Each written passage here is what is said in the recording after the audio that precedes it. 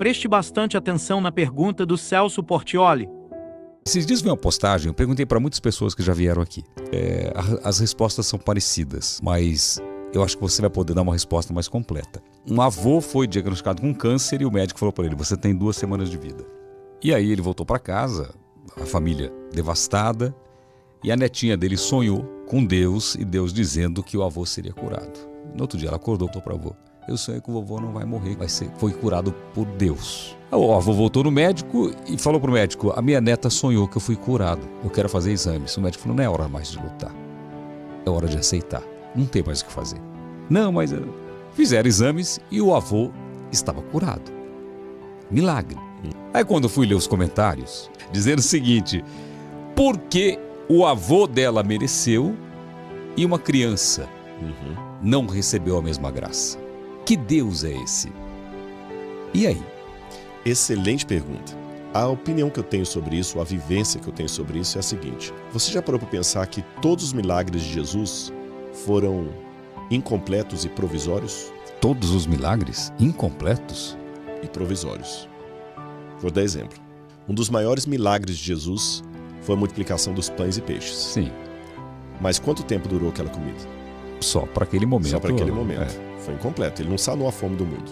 Outra questão. Ele ressuscitou Lázaro, mas Lázaro morreu depois. Foi provisório.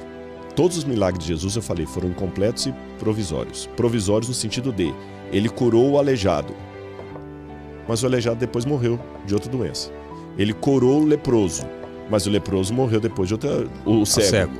Ele curou o cego, mas no outro dia ele não arrumou emprego para o cego. Lembra que o cego vivia de pedir esmola. Você viu que os milagres eram provisórios e como eu falei assim, e provisórios em que sentido?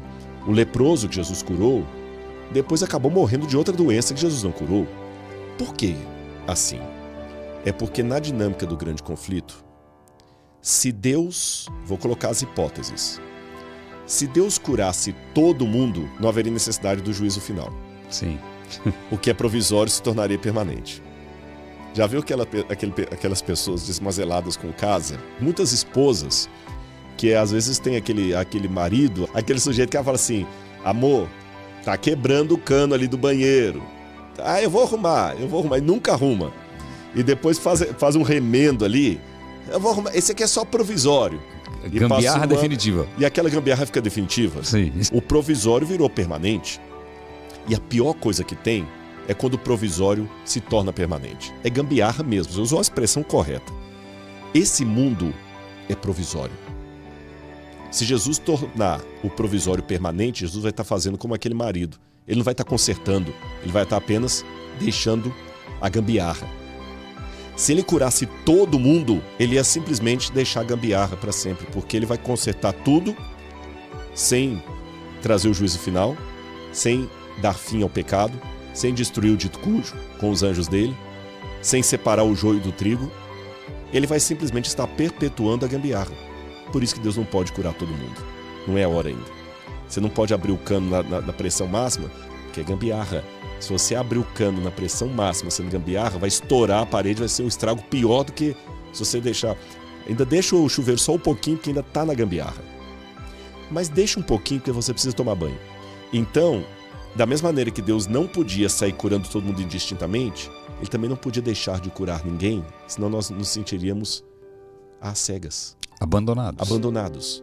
Então Deus não cura todo mundo, porque Ele não quer tornar o provisório permanente, mas Ele também não evita curar um e outro, porque é um sinal. Olha, eu ainda estou aqui. Sabe aquela mãe que o menino está comendo? Mãe, tá aqui. Sabe, você tem sua filha. Sim. Quando é criança, não queria ficar no quadro sozinho. Exatamente isso. Pai.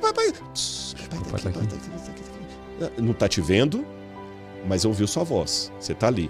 Então, essas curas que Deus faz aqui e ali, não é porque o avô da menina mereceu mais do que o outro, porque aquela criança, Deus é injusto, que Ele seleciona. É uma maneira de falar assim: papai tá aqui. Não dá para acender a luz ainda, você vai dormir agora.